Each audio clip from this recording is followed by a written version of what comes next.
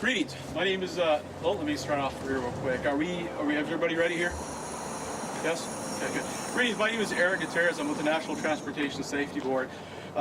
Before we get started with the interview here, I'd like to take a quick moment and just offer my condolences to the family and friends of the deceased. So just take a quick moment here and pause for a second before we continue on and do some more introductions with the investigative team. So first of all, let me start off by introducing the investigative team. So with the local law enforcement here, we have Captain Simmons with the Newberg Police Department. We also have Captain Assistant Chief Fail, correct, with the TVFNR. And the reason why I like to have identify everybody here as well is simply because the accident investigation of an aircraft is not just a solo parties. We have numerous parties, members that are a part of the investigation. So let's start off with a quick background as far as from the local law enforcement of what happened, how they got notified, and what their response is coming out here, and then we'll move over to the local chief. Okay, sure. My name's Ryan Simmons, captain with Newberg Police. So just before 7 last night, we received reports to the Newberg Dundee Police dispatch that there was a plane that crashed. Initial reports weren't accurate as to where it was located originally. We were able to we received multiple 911 calls. Finally able to locate it on Cedar Street. Crashed into a residence. We responded to take control of the scene security. As TVFNR arrived and started to do rescue efforts, our role kind of shifted just to that security.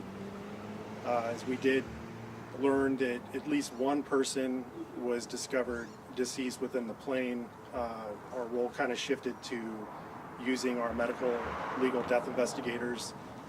These folks are officers that are certified through the state and the county to investigate deaths. So that became our sole role. As we worked through that extraction of those individuals, we learned that there was a second person that was discovered inside the plane deceased. We did release those names about a half an hour ago. So that information is out there. So yeah, that's basically our role at this point. The case will be referred to the medical examiner's office, the district attorney's office. Both of them have jurisdiction over that investigation, ultimately to determine cause and manner of death. At this point, it's unknown. That's going to be a process before we have that information. Can you say those names? I can, sure. 20-year-old Barrett Bivakwa of Hillsboro, 22-year-old Michele Cavallati, and 20-year-old Emily Hurd was the surviving victim of that crash. And then we're seeing Italian news agencies report that Michele is an Italian national. Can you guys confirm that that's true? That's the information we're receiving now. We haven't, information from the family, also from the Hillsboro Aero Academy, where he was a flight instructor. We've received that information as well. Yes. Chief, why don't you tell us a little bit about the process of recovering the surviving occupant and stuff like that. Why don't you tell us about what happened there when you guys arrived? Okay, sure. My name's Patrick Fail. I'm the Assistant Chief for Tualatin Valley Fire and Rescue. Our crews were notified of a possible aircraft down shortly before 7 o'clock last night in and around the area of Cedar Street here in Newberg. We initially responded with 4 engine companies, 2 ladder trucks, our heavy rescue, as well as multiple other companies from other agencies, including Dayton and Dundee Fire. Initial crews found a plane down in the back of the house with potential victims inside. We started a rapid extrication of one surviving victim out of that, and they were flown to OHSU via lifeline. At that point, we worked closely with our partners, with Newberg Dundee Police and also the NTSB to coordinate the extrication of the non-surviving victims. How much does that proximity in that time play into how surviving? It was a very rapid response. We We're slowed just slightly in getting an exact location, which Newberg Dundee Police really helped us zero that in.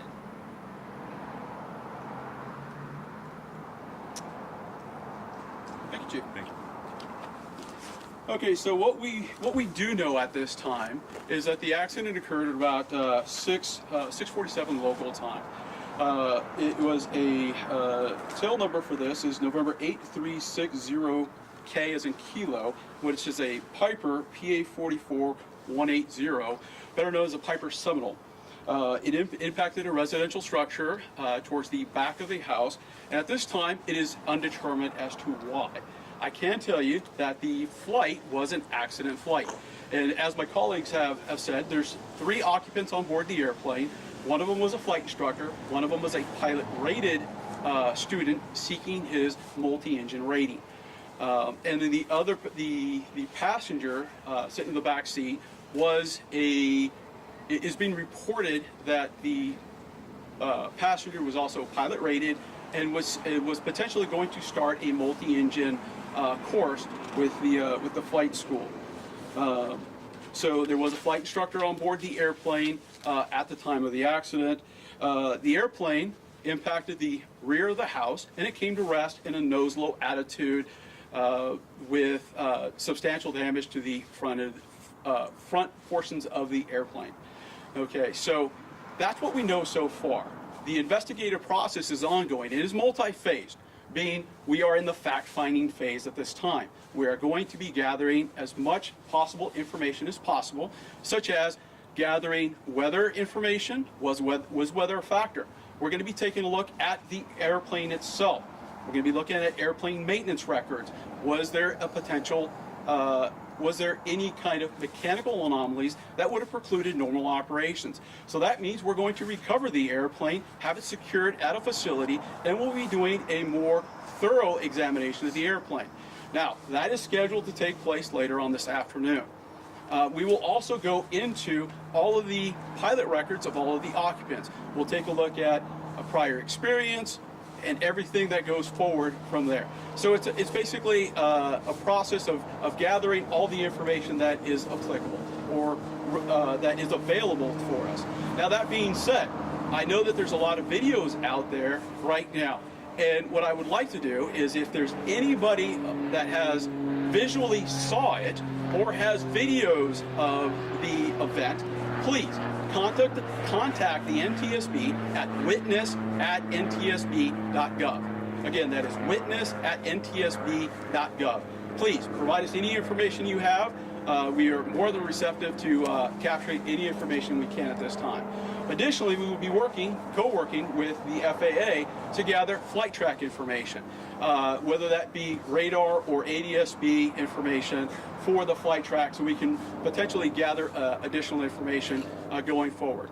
So, what that boils down to is, again, the NTSB has a lot of partners going forward, working with first responders, working with the FAA to try to determine the probable cause of the accident. Does that make sense? Any questions so far, folks? Since this was part of a school, will the training program be under investigation? Ma'am, everything. We're going to be looking at everything. It's not solely focused on any singular point. So please don't misconstrue what I'm saying. Is everything we're looking at everything. Flight training programs, experience of the pilots, what was going on with the flight track information. So, and I'm trying not to go down any one specific thing. We try to gather as much data as we can going forward. Does that make sense, ma'am? Sir. And then I believe I heard you say that this was an accidental flight path. What does that mean? Accidental flight path. I don't know if I heard that correctly, but something accidental flight path? I don't know if I heard that The correctly. flight track information. Maybe I misspoke. Okay. So what we do is, we have radar. Okay, so we have primary radar, which is, it goes back to essentially what we initially developed. And it sounds exactly like it is. There is a radar that captures initial targets, and it comes back to a radar station. And then we have additional flight track information that is such as ADSB. and that will give us a lot more information. That'll give, hopefully, that the flight track information from the NTSB will capture airspeeds, altitudes, which is a lot more descriptive in some cases. Okay, does that make sense? Hopefully that cleared that up. Yes. The websites like FlightAware out there, people log on, they check the flight path of this plane specifically, and it shows that going in a circle, that kind of thing. What is your take on that? How do you think the public should look at things like FlightAware? Super excited you asked that question. So the FlightAware and other various flight track programs, they're great. They're absolutely fantastic. However, we use the official sources. So with that being said, and let me give you a little bit of background information on that. So FlightAware and other programs like that, or other web sources like that, they have little transponders that are basically out in different locations. They capture airplane information, and that is so the quality of the product vary quite substantially. Okay, so what we end up having to do, what we do is we utilize certified programs, processes, which is certified through the FAA, and we utilize that data. Does that make sense, sir? So is that data correct? It could be. It very well could be. At this stage, we are in the fact-finding phase of the investigation, so we look for that data except from certified sources. Does that make sense, sir? Okay. Was there a distress call made to any of the airports here in the Walton Valley by chance by this aircraft?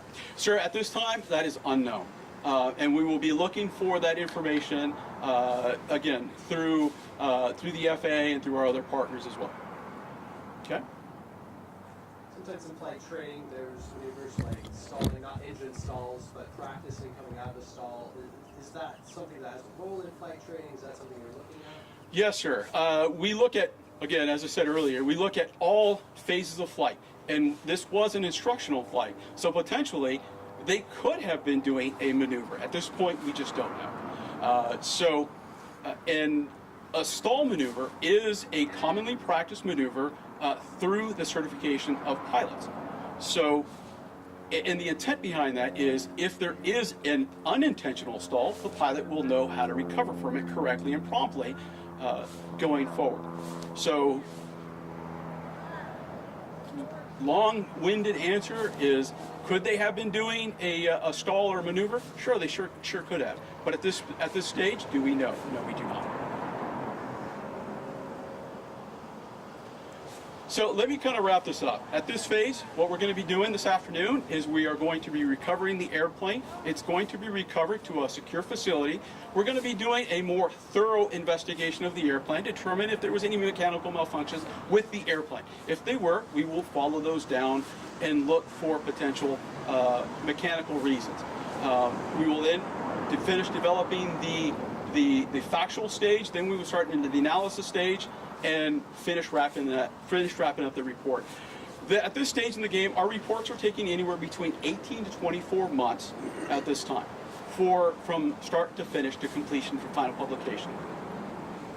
I'm sure the public's wondering why 18 to 24 months, why it takes so long. That's a great question. So because we have such a great depth of information that we have to collect and analyze to include determining what the cause of death was, not necessarily us per se as the NTSB, but there's a series of reports that go along with it, and those take time.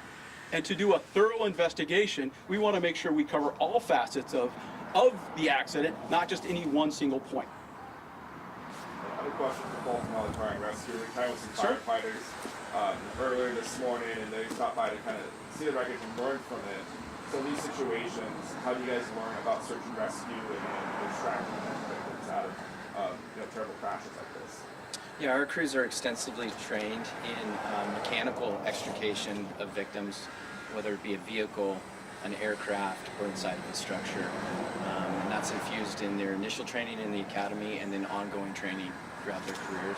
We also have a specialty rescue team that's housed out at Tigard that provides a higher level of those rescue capabilities in those situations. I'm sorry if I'm making you repeat yourself, but can you tell us again how exactly we're able to locate where this was? Yeah, really our PD partners found it first, and they got our crews. They relayed through their dispatch center, which talked to our dispatch center, and got our crews right on top of it. Yeah. Anything else you can share as far as like Northland now? I mean, it was originally reported in the area of the Allison Hotel, then by the high school, and eventually a neighbor called in and reported that it was the exact location of where it occurred. But officers were in the area, happened to be in the area, and was on scene within minutes. Any messages to families and friends of these victims? I know one of the victims is pretty well known at Grant High School, very well known in the community. So any messages you'd like to send to people who might be mourning right now?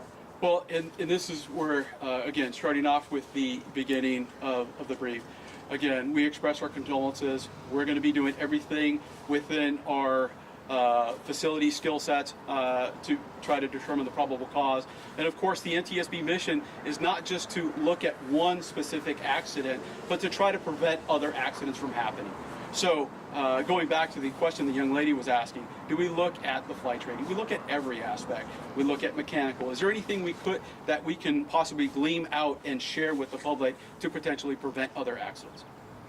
Again, any witnesses, any video or anything like that collected, please send it to us at witness@ntsb.gov. Any further questions before we finish wrapping this up, folks? Does this type of plane have a black box or something similar? A great question, ma'am. No, that's a common question that we have. No, there is, at this time, there is no black box that is associated with this airplane. However, there are times when we have what's called NVM, non-volatile memory, which sometimes will store data, and that's what we're going to be looking at a little bit later, ma'am. I know we haven't done much of the investigation yet to about the plane, but for it not to, in lack of better terms, blow up or start a massive fire, does that, in your experience, mean a lack of gasoline within the aircraft? No, ma'am. It does not. We were very fortunate that there was no fire. But again, we're going to be looking at the quantities of the airplane. As a matter of fact, the fuel levels of the airplane once we have the recovery crew. It's a little hard to get access to it right now because the majority of the airplane is inside of the home. So until we're able to actually recover the airplane and get it into a location where it is more accessible, then we'll be able to glean a little bit more information from the airplane. Great question, thank you. Any other questions, folks? Great. Thank you very much, I appreciate your time. And again, my condolences out to the family and friends of the loved ones. Good evening.